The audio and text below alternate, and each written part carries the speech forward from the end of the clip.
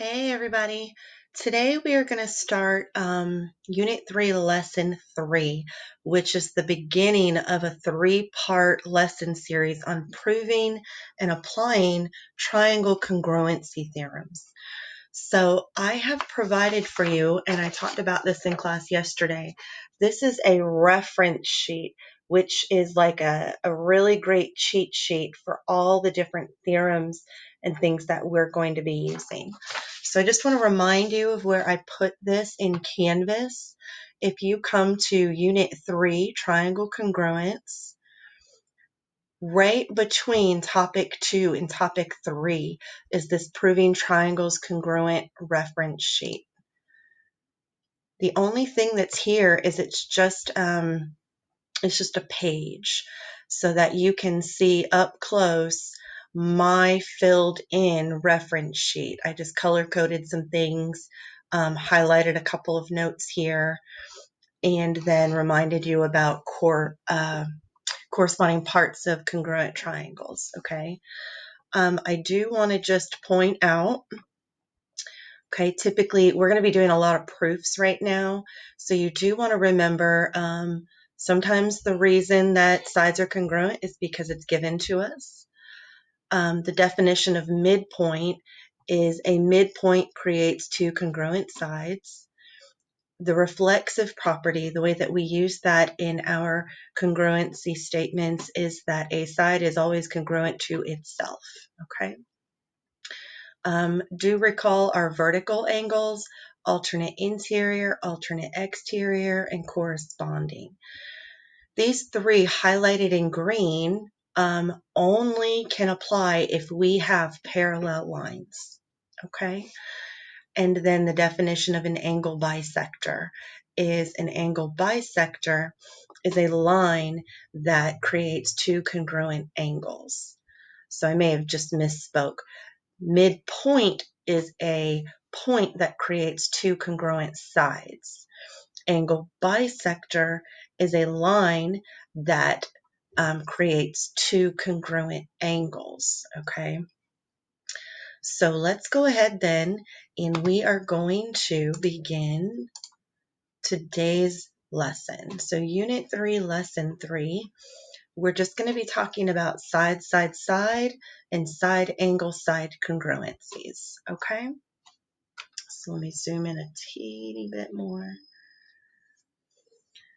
Okay, so for our side, side, side, okay, if we know that all three sides of one triangle correspond to and are congruent to three sides in a second triangle, then we can say that these two triangles are congruent. All right. So I've highlighted things here just to point them out. So side 1 is congruent to side 1, side 2 is congruent to side 2, side 3 is congruent to side 3. So let's jump right in here and take a look at what a proof including a side, side, side would look like. Okay. So they've already filled in the statements for me, which is helpful. We will take a look at a few examples today that do not have the statements filled in. So be prepared for that. All right, so when we are starting out, we're going to always start with what we're given. PQ is congruent to ST. So that's the first statement here that's given.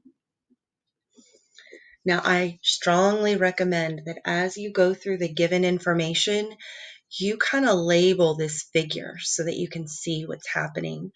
So PQ, that side is congruent to ST.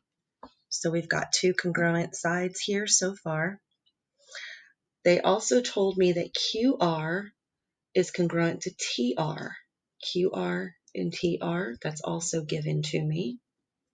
Let's go ahead and mark that in my triangle. QR and TR is right here. Okay, so it's a different set of congruencies, so I'm going to use my two tally marks. And finally, it tells me that R is the midpoint of PS. So this is PS, This is R, which is the midpoint. Okay? This information is also given to me.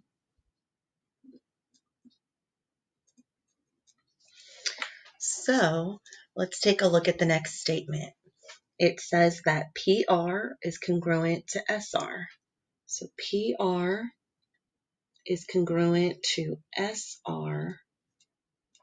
So we have to decide, how do we know that? Well, we are going to use the definition of midpoint. That's how I know that they're congruent, okay? Definition of midpoint. And so now that I have 1, 2, 3 sets of congruent sides, I can indeed say that triangle PQR is congruent to STR by the side theorem. Okay?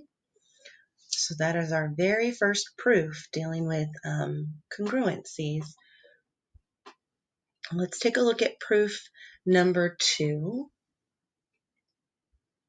Proof number 2. So I'm actually going to pause the video, or actually ask you to pause the video. I have already gone ahead and filled in my first 2 statements for you. JL is congruent to NM. I know that because they gave it to me. It's given information. And I went ahead and I labeled the 2 congruent sides that they told me. Next, they told me that K is the midpoint of LM. Let me go ahead and mark LM. And what color? Pink. JN. So if K is the midpoint of both of those 2 segments, I want to see if you can fill in the remaining parts of this proof using the vocabulary from your reference sheets. So pause the video now and give that a try.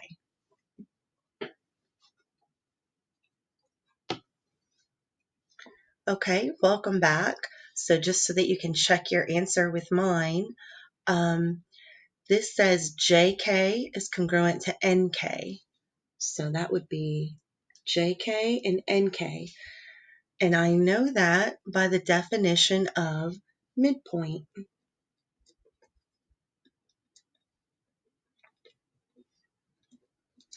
Also, LK is congruent to MK. So I'm going to use 3 little tallies here because it's a new side of congruencies. And that is also true by the definition of midpoint. And so what I can see here, and really marking up my figure helps me to see, I have side, side, side, side, side, side. So that is, again, the side, side, side triangle congruency theorem. Fantastic. Let's go take a look at number 3 together. Number 3 does not have any statements here. So we are going to fill this out completely together. Okay? So let's start with, remember, the pieces of information that you're given are always your first statements. So AC is congruent to AD. They gave me that. So this is given information. Let's go ahead and mark it on our figure. AC is congruent to AD. Okay. Next, they told me CB is congruent to DB. So let's add this. CB is congruent to DB. And again, that was given information. I want you to also remember that what it is that you're trying to prove is always your very last statement. So triangle ABC is congruent to triangle ABD. So really we've got these three different parts to fill in, okay? So think about what it is that we're missing. We haven't been told anything about this side or any of the angles, but can you say that this side is congruent to this side? Okay, well, AB and AB, they're the exact same side. So obviously they are going to be the same angle measure. But what property can I use as my definitive reason? And that is going to be the reflexive property. A side is always congruent to itself. Okay, so I'm going to use 3 tally marks for that. So now I can for sure say that these triangles are congruent by side, side, side. Side, side, side. Okay. So I've completed my very first set of proofs using the side, side, side congruency statements. Fantastic. Let's take a look at our second set here. There's 2 that we're going to do today out of 5. This is going to be the side angle side theorem. What this states is that if I have 2 sides on 2 triangles that are congruent to one another and an included angle, included means that it is in between the 2 sides. So included angle right there means in between the sides. Okay. Then the 2 triangles are congruent. Okay. So this is what the theorem says in words, and this is how we write it mathematically. Again, I've highlighted it to help reference for you the side angle side. Okay, let's take a look at a proof. So for this one, I went ahead and filled in the statements for us to help us get started. So JM is congruent to LN. I know this because it's given. And let's mark it in our figure. Okay, so JM is right here, is congruent to LN over here. All right, next they tell me that angle JMN, so JMN right here, is congruent to LNM right here. And that I can write as a statement because it's given information. All right.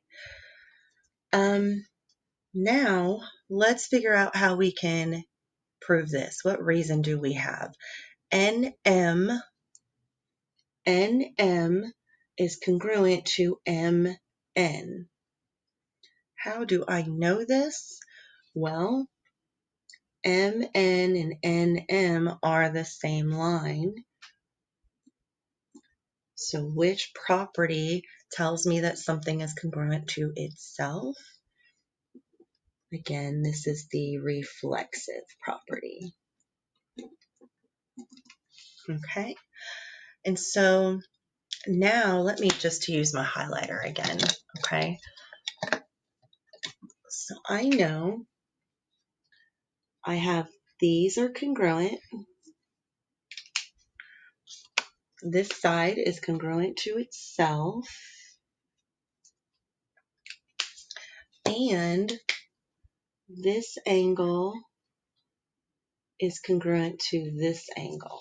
So what I have is blue side, yellow angle, pink side. And then on the other triangle, I have blue side, yellow angle, pink side. So I have side angle side. So this is going to be the side angle side theorem. Okay, side angle side. Alrighty, so that is our first example of side angle side. Remember, the angle has to be included, an included angle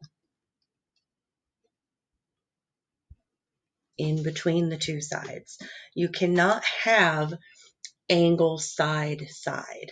So if it spells a bad word, it's not a proper theorem. Okay, none of our theorems or congruency statements are going to include anything that you would not be allowed to say out loud at school. Okay, so the included angle is in the middle. Let's take a look at our next example. So this is our fifth example for today. Okay, and I've got this figure. Here's what I want for you all to do. I want you to pause the video for just a minute and see if you can fill in some of this information and label your figure with what they tell you. So pause your video for just a second and fill in as much as you can.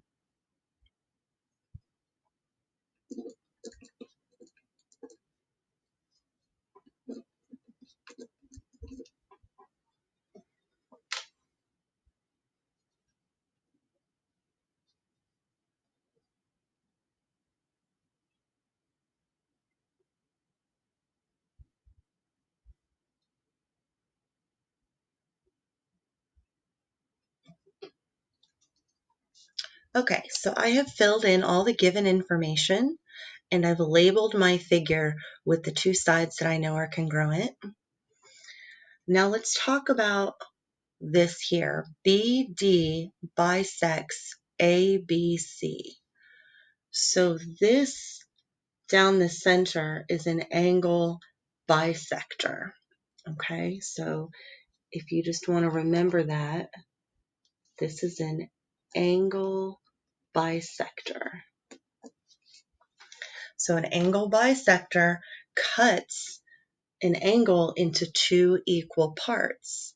So where are the two angles that this cut? Well, it's up here at B, okay? So because of that, I can say that this angle is going to be congruent to this angle. So I made it the red angle and the blue angle, okay? And if you notice, they have angle ABD. This is red. The red angle is set congruent to CBD, which I colored in as the blue angle. So how were we able to say for sure that those two angles were congruent? And that is by the definition of an angle bisector. Okay? All right. And now finally, let's see. BD is congruent to BD. So let's label that on here. I'll use green. How do I know that BD is congruent to BD? That is the reflexive property. That side is definitely congruent to itself.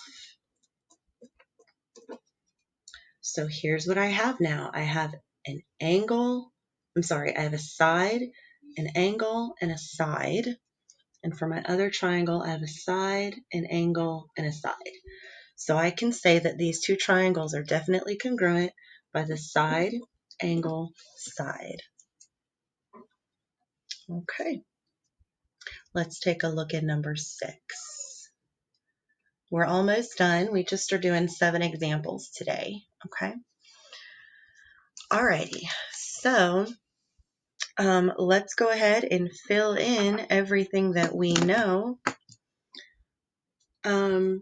V is the midpoint of WZ and XY. V is the midpoint. So this is given. I'm going to go ahead and highlight these sides. WZ will be pink. And let's make XY be green. Okay. And I know that V is the midpoint of both of those lines. Okay. So now let's see what we can say here. WV is congruent to ZV. ZV. And how do we know this?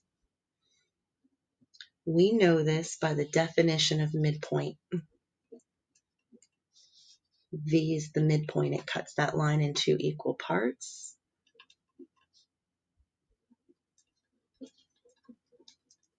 Okay. What is the next statement that they give me? Angle WVX is congruent to angle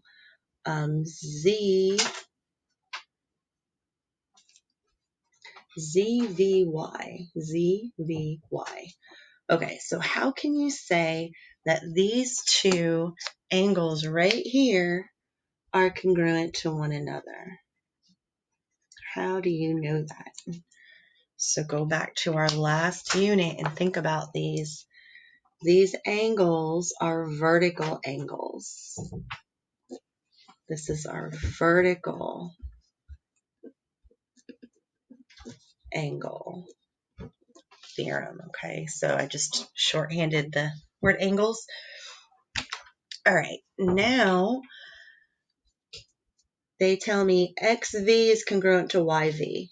XV, YV. And I can say for sure that's true, again, by the definition of V being the midpoint.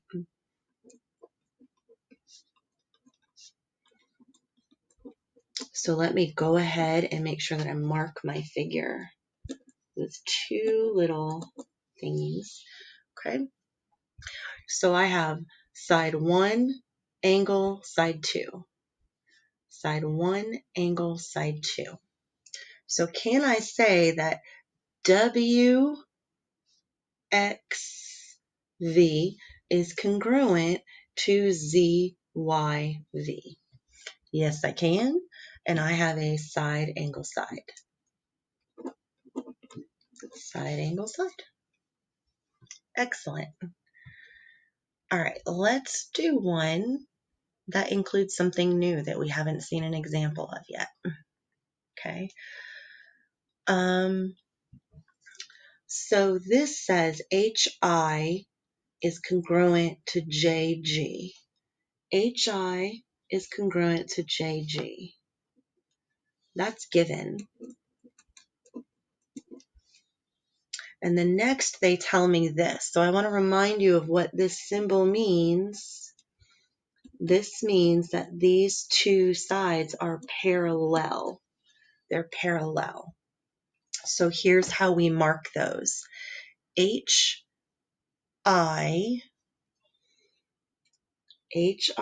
is parallel. We use this little arrow to GJ. And the little arrows should be facing the same direction. They are parallel. That was also given information. Okay, so good. So now we're dealing with parallel lines. I want to remind you that all of these in green, we want to pay attention to these when we know that we have parallel lines, okay? So alternate interior, alternate exterior, and corresponding angles can only happen with parallel lines. So looking at their statements, GJH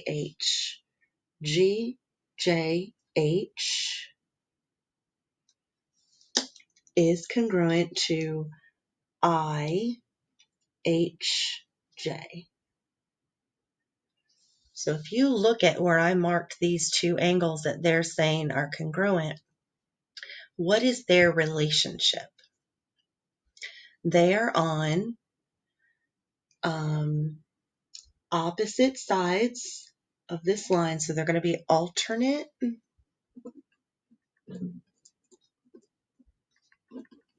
They're on opposite sides of this line in the middle. That would be like our transversal, okay, the line that cuts two parallel lines. So that's our alternate. And then are these angles in between the parallel lines or outside of them? When I say in between, like on the insides of the parallel lines. And they are. This is on the bottom of this one and on the top of that one. So alternate interior angles. Okay. So this is true by alternate interior angles. All right, let's take a look at, is HJ congruent to JH?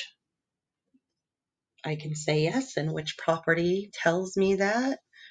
That is the reflexive property.